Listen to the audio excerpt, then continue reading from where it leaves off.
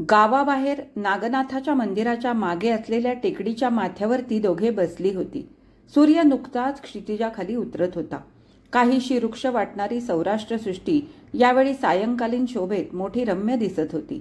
समोर दूरवर क्षितिजापर्यंत पसरलेल्या भूमीपलीकडे उभा असलेला गिरनारचा उत्तुंग पर्वत तांबूस धूसर प्रकाशात अस्पष्ट दिसत होता आणि त्याच दिशेने कुठेतरी बगड्यांचे थवेच्या थवे उडत चालले होते.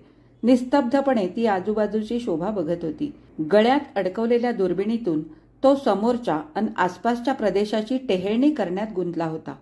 टेहेळणी करता करता डोळ्यावरची दुर्बीण त्याने किंचित काल दूर केली. तेवढ्यात आकाशात त्याच्या माथ्यावरून सारस पक्ष्यांचे एक जोडपे पंखाला पंख भिडवून जोडीने उडत चालल्याचे त्याच्या नजरेस पडले. झटकन तिच्याकडे वळून नजरेनं ते जोडपं दाखवून तिच्याकडे बघत तो साभिप्राय हसला नि पुन्हा दुर्बीण डोळ्यांना लावून त्याने आपली नजर समोरच्या पर्वत श्रेणीवर रोखली. त्याच्या नजरेतला नि हास्यातला भाव ती समजली, लज्जित झाली, आनंदित झाली. जोडपे दाखविताना जे नाते त्याने सूचित केले होते त्याने तिचे चित्त मोहरले. हृदय प्रणय भावनेने तुडुंब भरून गेले. मृत्यूखेरीज एकमेकांपासून कधीही किंचित काल सुद्धा दूर न सरकणाऱ्या त्या प्रणयी युगुलाकडे तिने नजर टाकली नि मग दुर्बिणीत डोळे लावून बसलेल्या राजेशकडे ती टक लावून पाहू लागली. जे नाते त्याने सूचित केले होते ते जडायला काहीच हरकत नव्हती. गेल्या वर्षभराच्या काळात नजरभेट, ओळख, परिचय, स्नेह, प्रेम, निष्ठा अशी क्रमाने 6 पावले तिने त्याच्याबरोबर मनाच्या मिळणीने टाकली होती. या 6 पावलानंतर 7वे पाऊल सप्तमपद विवाहवेदीवरच पडणार ना. या षष्ठपदांचा प्रवास, प्रत्येक पावलागणिक उमटलेली चित्रे दुर्बिणीतून बघावी तशी तिला स्पष्ट दिसू लागली. पहिले पाऊल त्याची नजरभेट. ती इथे खाली नागनाथाच्या देवळात झाली होती. एक दिवस संध्याकाळी अगदी याच वेळी ती आपल्या एका गुजराती मैत्रिणीबरोबर इथे फिरायला आणि शंकराच्या दर्शनाला आली होती. दर्शनानंतर दोघी जणी बाहेर कट्ट्यावर गप्पा मारीत बसल्या होत्या. तितक्यात दुरून घोड्यांच्या टापांचा आवाज ऐकू येऊ लागला. काहीसे दचकून किंचित भयभीत होऊन दोघींनी रस्त्याकडे पाहिले. एक पोलीस अधिकारी आणि 2 शिपाई गावाबाहेरून भरधाव येत होते. मंदिराजवळ येतात त्या पोलीस अधिकाऱ्याने आपला घोडा एकदम थांबविला आणि घोड्यावरून उतरून शिपायाबरोबर तो मंदिराच्या पायऱ्या चढू लागला.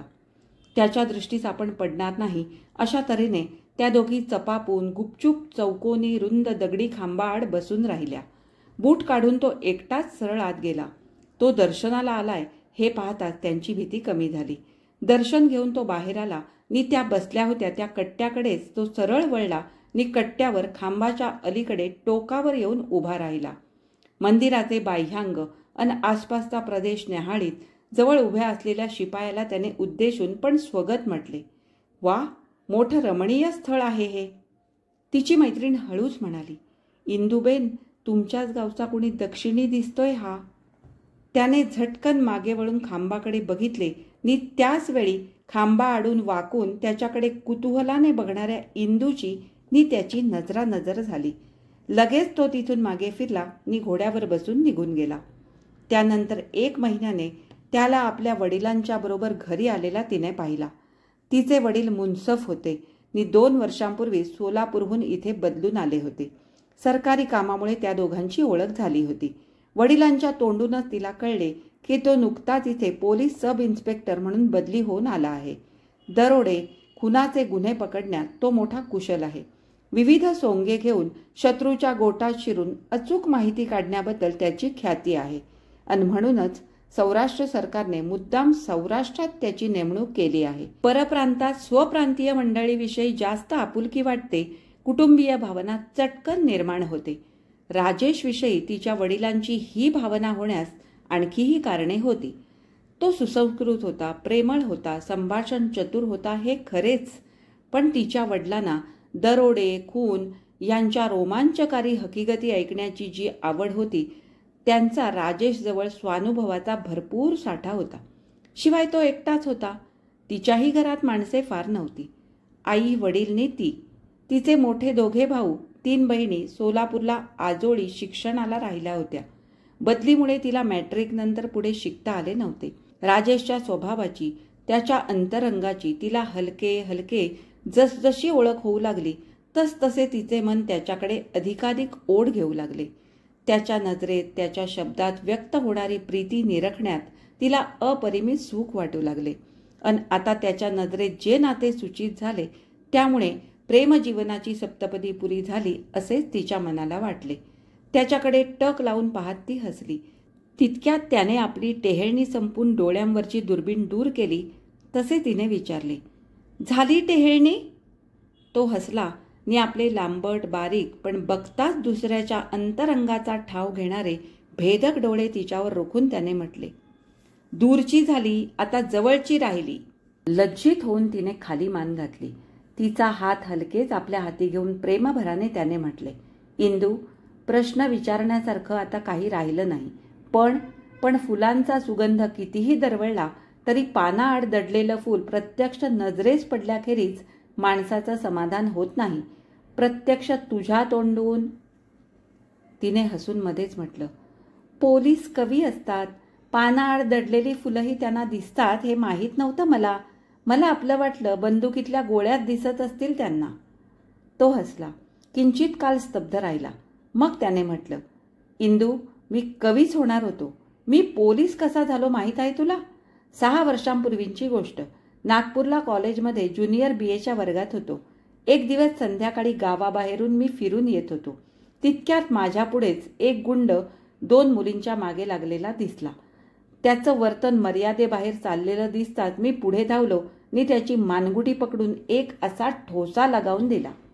बोलता बोलता आपल्या भरीव कणखर पंजाची लोखंडी मूठ आवळून त्याने हवेत वर उचलून धरली आणि पुढे म्हटलं, आणि मग त्या मुलींना त्यांच्या घरापर्यंत सोबत केली.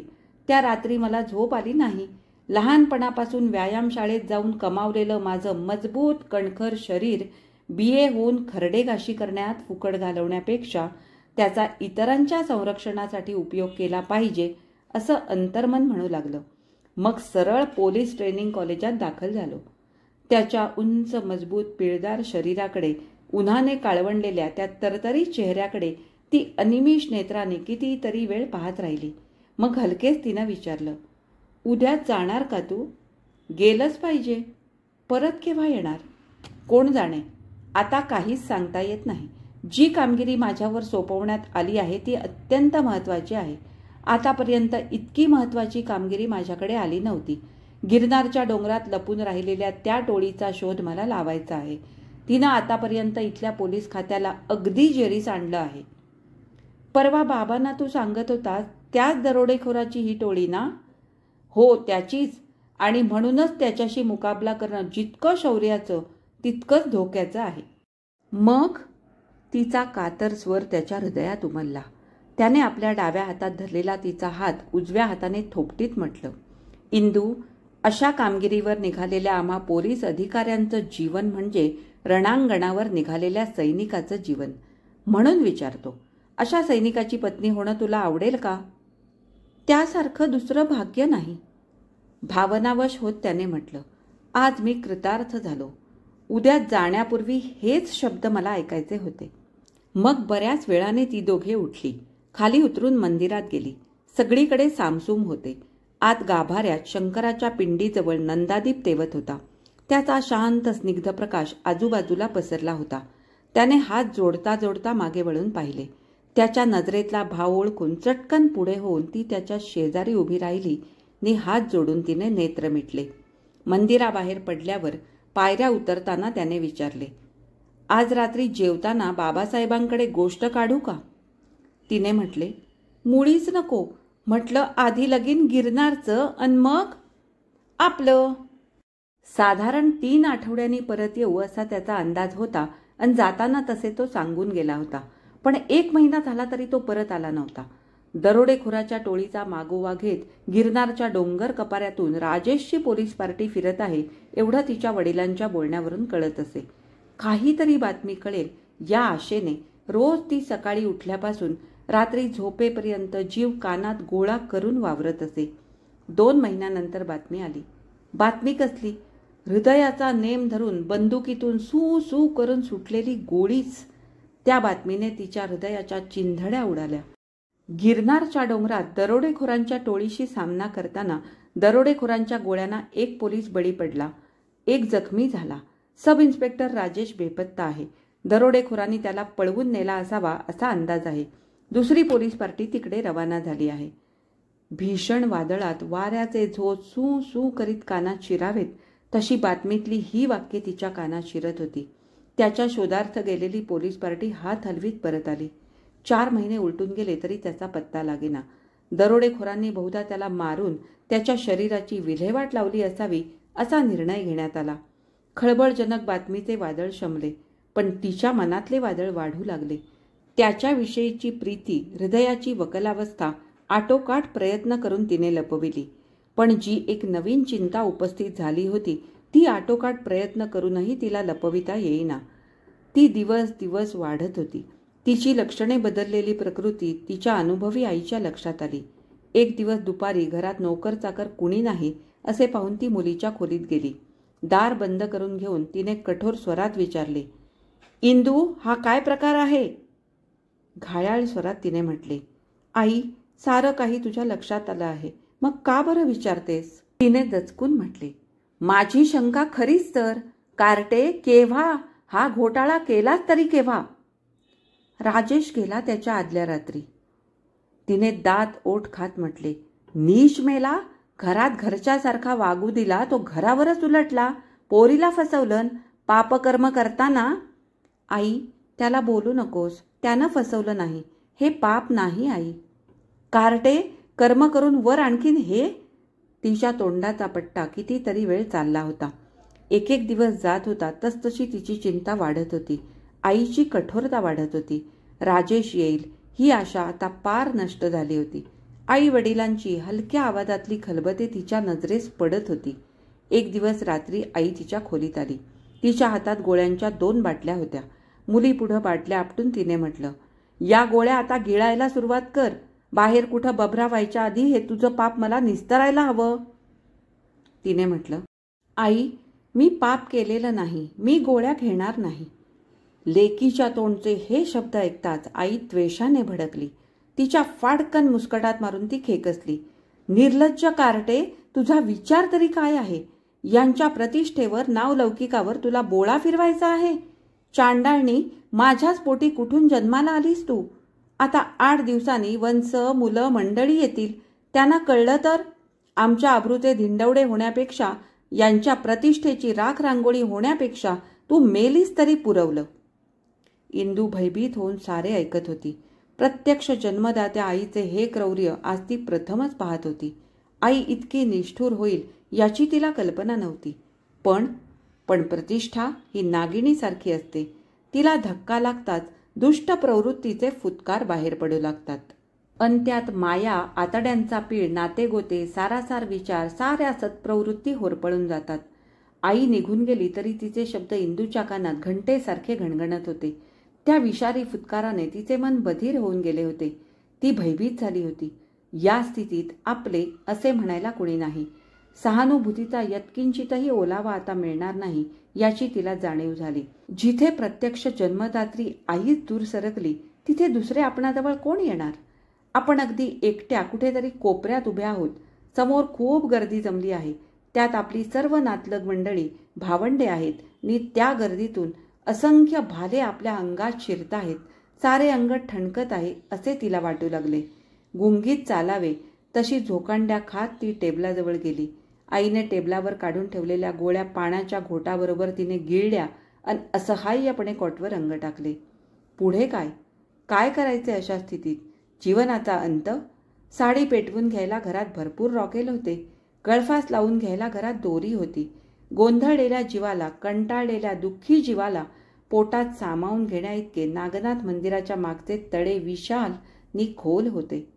मृत्यूचे अनेक सुलभ मार्ग तिच्या नजरेसमोर स्पष्ट दिसत होते. यापैकी कुठचा मार्ग चोखाळावा याचा विचार करता करता तिचे अंतर्मन म्हणाले, जीवनाचा अंत कशासाठी करतात? हातून घडलेल्या पापाच्या भीतीने ना? मग मी पाप केलंय कुठं? तिच्या हृदयात पवित्र प्रेमाचा जो नंदादीप तेवत होता त्याच्या प्रकाशात घडलेल्या प्रसंगात शोधूनही कुठे पापाची छाया तिला दिसेना. त्या प्रकाशात घडलेला प्रसंग नजरेसमोर उभा राहिला. सकाळी निघण्यापूर्वी राजेश तिचा निरोप घ्यायला तिच्या खोलीत आला होता. युनिफॉर्ममध्ये, फुल ड्रेसमध्ये तो सज्ज होता. नुकत्याच पॉलिश केलेल्या जाड चामडी कमरपट्ट्यात विविध आयुधे लटकत होती. त्या रणसज्ज मूर्तीकडे आपादमस्तक पाहत असता सज्ज होऊन रणांगणावर लढाईला निघालेल्या रजपूत शूरवीराचे चित्र तिच्या नजरेसमोर उभे राहिले. त्याच्याकडे साभिमान पाहत तिने हसून म्हटले, थांब, पंचारती घेऊन येते. पुढे होऊन त्याने झटकन तिला आपल्याजवळ ओढलेनी म्हटले, नेत्रांची ही निरांजनं तेवत असताना जीवनाला प्रकाशित करणारी ही साक्षात पंचारती जवळ असताना. थोड्या वेळाने त्याने म्हटले, इंदू, आपण मनानंच नव्हे तर आता शरीरानं सुद्धा एक झालो आहोत. लक्षात राहील ना? ती लज्जित झाली नि खाली पाहत तिने मान हलवली. त्याने हलकेच तिच्या कानात म्हटले, प्रिय पत्नीचा निरोप घ्यायला आलो आहे. अच्छा राणी सरकार. जे घडले त्यात यत्किंचितही पाप नाही. जर मी पाप केले नाही तर पोटातल्या या पवित्र अंकुराचा नाश मी काय म्हणून करू? जो नंदादीप माझा राजेश लावून गेला ती पवित्र ज्योत मी का म्हणून विझवू? आणि माझ्या जीवनाचा नाश काय म्हणून करू? नाही, मी नाश करणार नाही. पण मग अशा स्थितीत आई मला इथे राहू देणार नाही. तिचे संरक्षण मला मिळणार नाही. सकाळी ती उठली तेव्हा तिने आपल्या मनाचा काहीतरी निर्धार करून टाकला होता. संध्याकाळी तिची आई आपल्या चिंतेचा भार हलका करण्यासाठी आणि प्रतिष्ठेचा भार वाढवण्यासाठी महिला मंडळात गेली होती. घरात तिच्याशिवाय कुणी नव्हते. तिने आपली छोटी बॅग भरून प्रवासाची तयारी केली. गोळ्यांच्या बाटल्या उचलल्या आणि खिडकीतून मागच्या कंपाऊंडमध्ये तिने झुगारून दिल्या. जणू खोटी प्रतिष्ठा, खोटी अब्रू तिने झुगारून दिली. बॅग उचलून तिने स्टेशनचा रस्ता धरला. मुंबईचे तिकीट काढण्यात तिचे अनेक हेतू होते. मुंबई शहर तिला अगदी अपरिचित होते, तेव्हा या परिस्थितीत आपणाला कुणी ओळखील ही भीती नव्हती. दुसरे, स्वतंत्रपणे जगण्याचे, निर्वाहाचे काहीतरी साधन तिथे मिळू शकेल असा तिचा अंदाज होता. अगदी एकट्याने प्रवास करण्याची तिची ही पहिलीच खेप होती. पण आता पुढचे सारेच आयुष्य तिला एकटीनेच काढायचे होते ना. पण जे कधी केलेले नसते ते माणसाला चटकन एकदम कधी जमत नाही. मुंबई जसजशी जवळ येऊ लागली तसतशी ती मनातून घाबरली, गोंधळली, चिंता व्यग्र झाली. राणी चुकलेल्या हरिणाच्या पाडसासारखी तिची स्थिती झाली.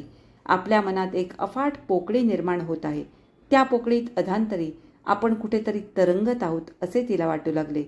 तिची भेदरलेली, बावरलेली, चिंतामग्न मनस्थिती कुणाच्याही सहज लक्षात यावी इतकी स्पष्ट दिसत होती. विरमगाव अहमदाबाद सोडून गाडी बडोद्यावरून मुंबईच्या दिशेने धावू लागली तसा तिच्या चिंतेचा वेग वाढू लागला. आज डब्यात फारशी गर्दी नव्हती.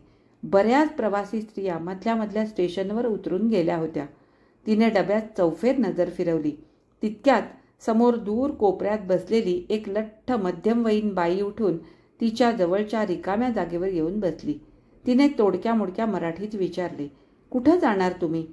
या बाईला वढवाण स्टेशनवर डब्यात चढताना तिने पाहिले होते. त्या बाईचा गुजराती पेहराव बघून इंदूने म्हटले, मुंबई तमारे क्या जयू छे? बंबईज सारू थयू. ती पण मुंबईलाच चालली आहे हे ऐकून इंदूला बरे वाटले. ती बाई बरीच प्रेमळ होती. अघळपघळ जिव्हाळ्याने बोलत होती. इंदूच्या तृषार्क मनाला सहानुभूतीचा ओलावा मिळत होता आणि तिने जेव्हा इंदूला सांगितले, डब्यात बसल्यावर तुम्हाला जेव्हा मी दुरून पाहिलं तेव्हा मला माझ्या मृत मुलीची आठवण झाली. अगदी तुझ्यासारखीच दिसत होती. तेव्हा तिच्या मनाला मोठा आधार वाटला. सहानुभूतीचे दवबिंदू पडताच इंदूच्या मनाच्या पाकळ्या आपोआप किंचित विलग झाल्या नि दुःखाचे अस्पष्ट दर्शन त्या बाईला झाले. पण फारच थोडे. ही मुलगी घरून रागाने निघून मुंबईत स्वतंत्रपणे राहायला निघाली आहे. पण मुंबई तिला अगदीच नवखी असून तिथे तिचे कुणी नाही एवढाच बोध त्या बाईला झाला. ती मनाशी हसली नि इंदूला म्हणाली, तू काही काळजी करू नकोस, मी तुझी व्यवस्था करीन. माझ्या घरी चल. एवढी तरुण मुलगी तू एवढ्या अफाट मुंबईत एकटी कशी आणि कुठं राहशील? तिच्या रूपाने देव भेटल्याचा आनंद इंदूला झाला. मनात ती नैराश्याची, भयाची पोकळी भरून निघाली. रात्री 8 वाजता गाडी मुंबईला पोचली. त्या बाईबरोबर ती निर्भयपणे तिच्या घरी गेली. दाट वस्तीतून वळणे आडवळणे घेत घेत त्यांची व्हिक्टोरिया एक अरुंद गल्लीत शिरली नि एका जुनाट इमारतीसमोर उभी राहिली. अंधुक प्रकाशात जिन्यामागून जिने चढत ती 4थ्या की 5व्या मजल्यावर एका टोकाच्या कुलूप लावलेल्या खोलीशी त्या बाईच्या मागोमाग उभी राहिली. बाईने कुलूप काढले.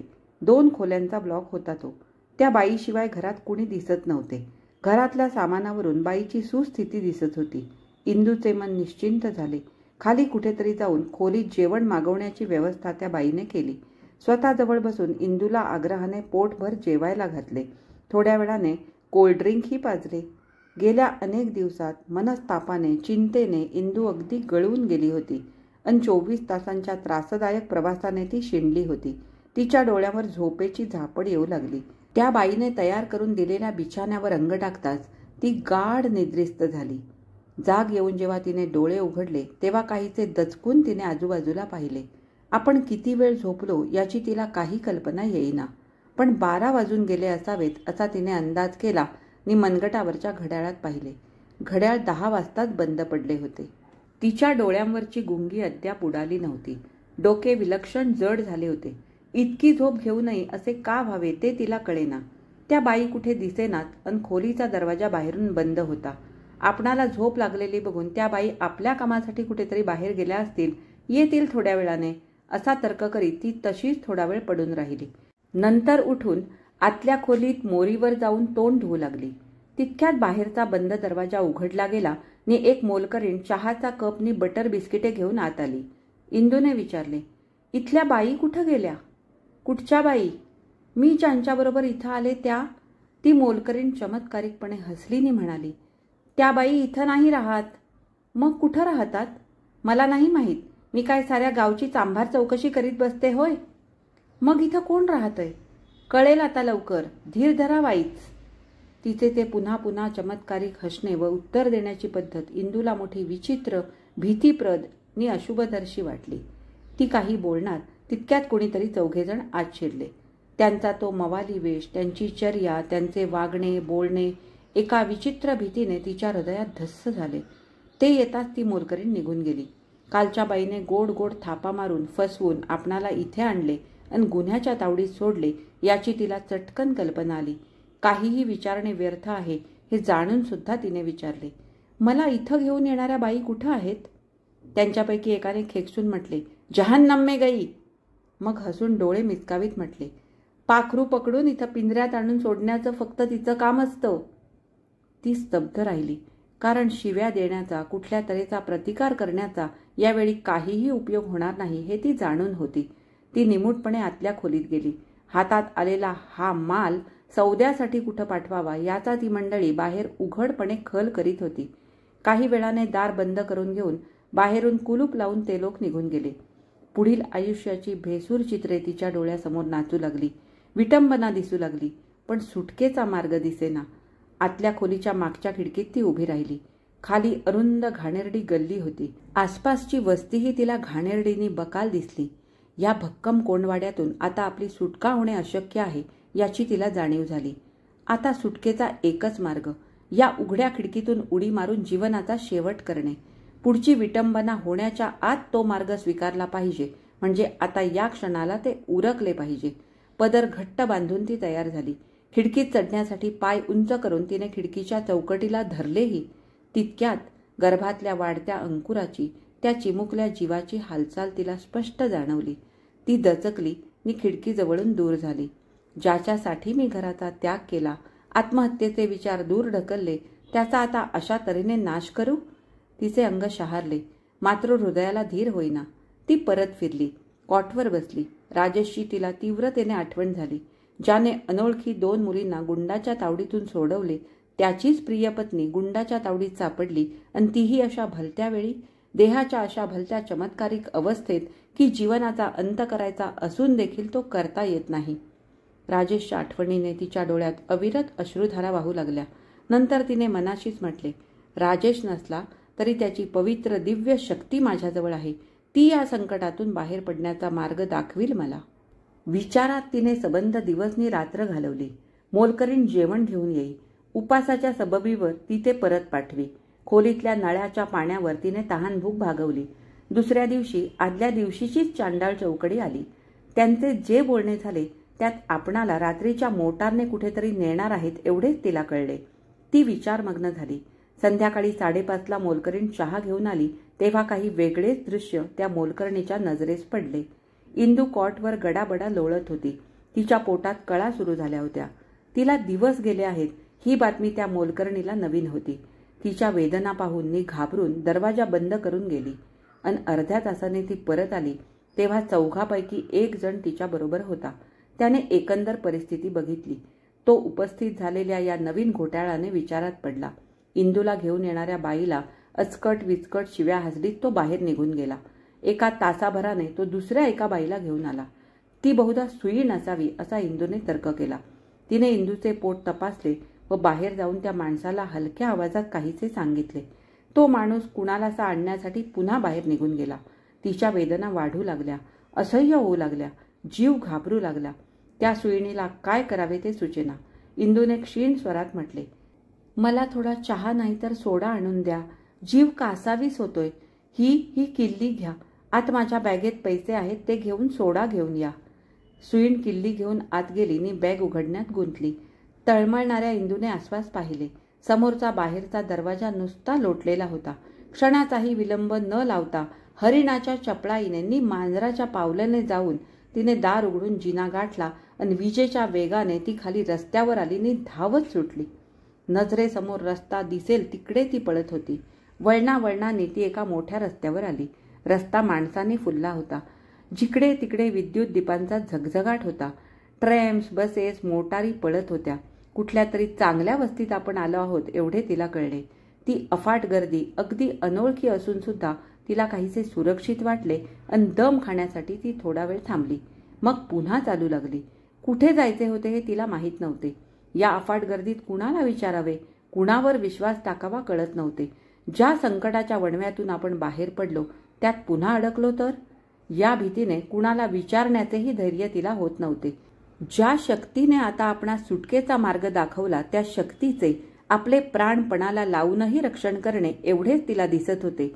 चालता चालता एका स्त्री डॉक्टरच्या दवाखान्याची पाटी दिसताच ती थबकली. तिच्यावर गेल्या 3 दिवसात गुदरलेल्या संकटाची करुण कहाणी ऐकून डॉक्टरीणबाईंनी दीर्घ निश्वास सोडला.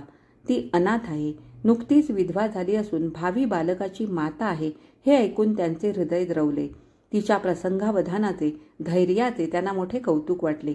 त्यांनी तिला स्वतः नेऊन आपल्या ओळखीच्या अनाथाश्रमात पोहोचती केली. तिथे तिला हवे होते ते संरक्षण मिळाले. अपार सहानुभूती मिळाली. माणुसकीचे, मानवतेचे दर्शन घडले. ज्यासाठी तिने अपार कष्ट सोसले होते, संकटात उडी घातली होती, प्राणपणाला लावले होते, त्याचे सुफल पुत्ररूपाने तिला मिळाले. हुबेहूब राजेशची छोटी प्रतिमा बघताना तिचे मन आनंदाने, दुःखाने भरून येई. आपल्या छोट्या राजेंदूला ती एक क्षणही विसंबायला तयार नव्हती.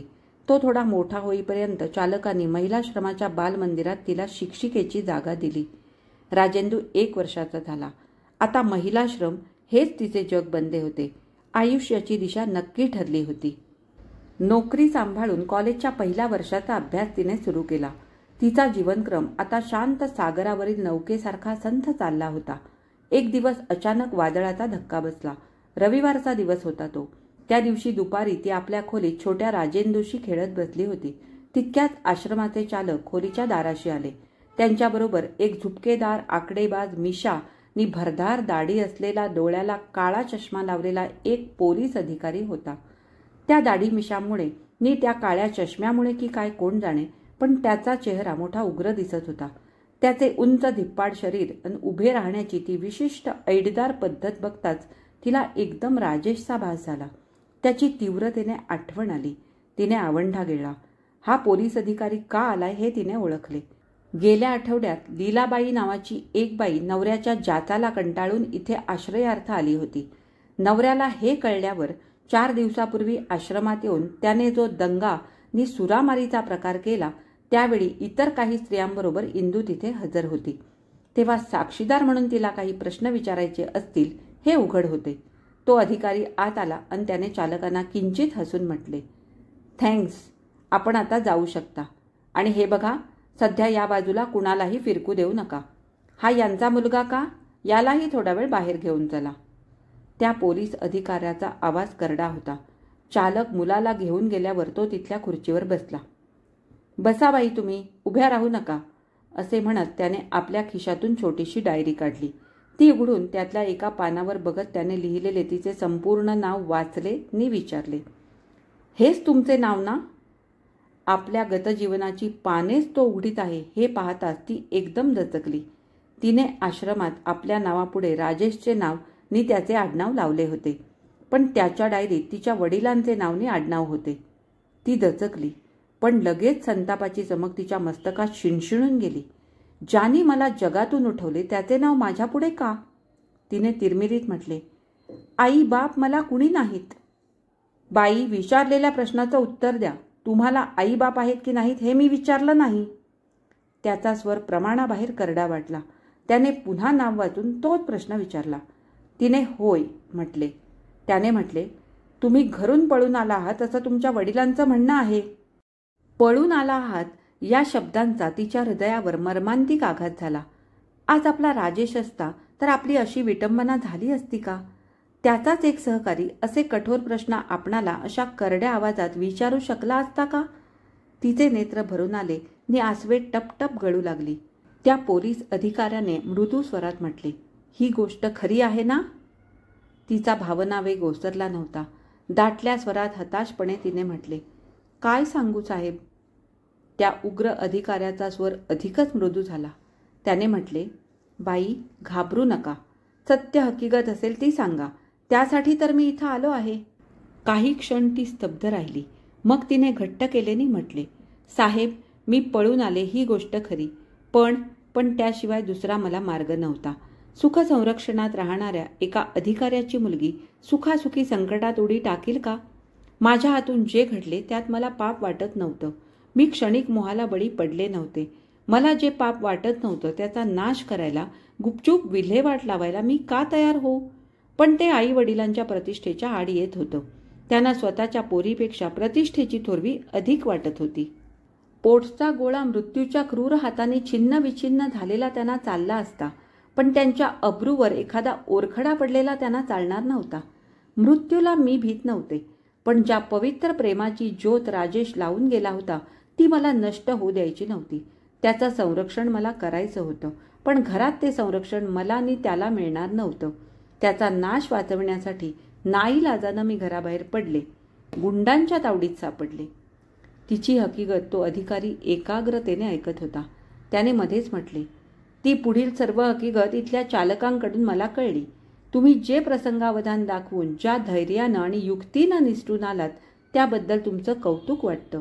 मी तुमचं अभिनंदन करतो. राजेश सारख्या शूर पुरुषाच्या तुम्ही खऱ्या पत्नी शोभता.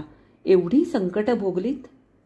त्या दुःखातही ती किंचित हसली आणि अभिमानाने म्हणाली, एवढ्या महान संकटाच्या झंझावातातही राजेशच्या पवित्र प्रेमाचा नंदादीप मी विझू दिला नाही.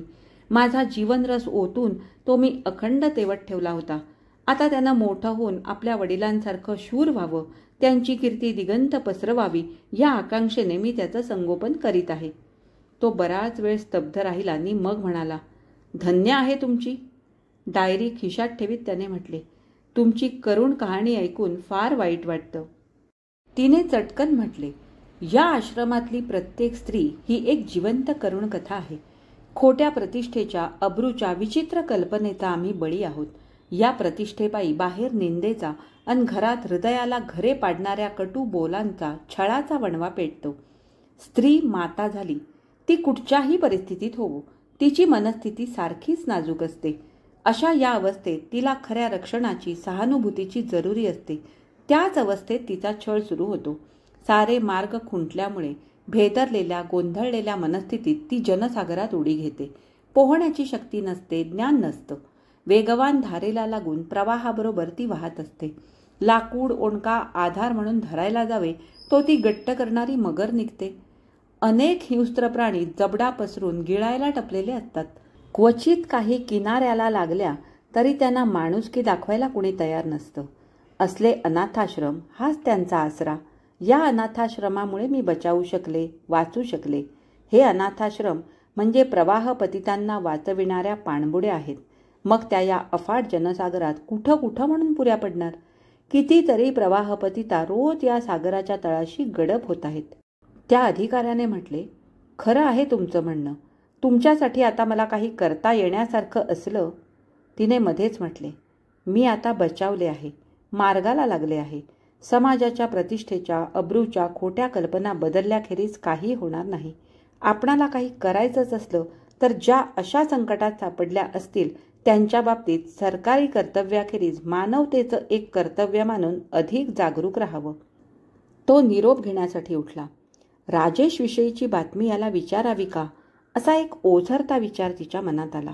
पण त्या टोळीच्या तावडीतून तो जिवंत सुटणं शक्य नाही.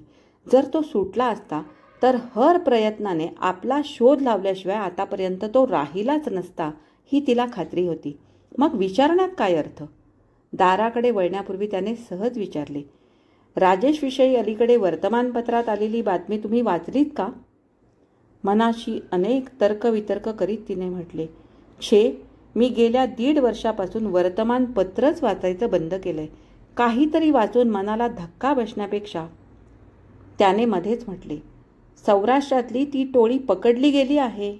राजेश गिरनारच्या डोंगरात कुठंतरी सुरक्षित आहे अशी बातमी गेल्याच आठवड्यात आमच्या हाती आली आहे.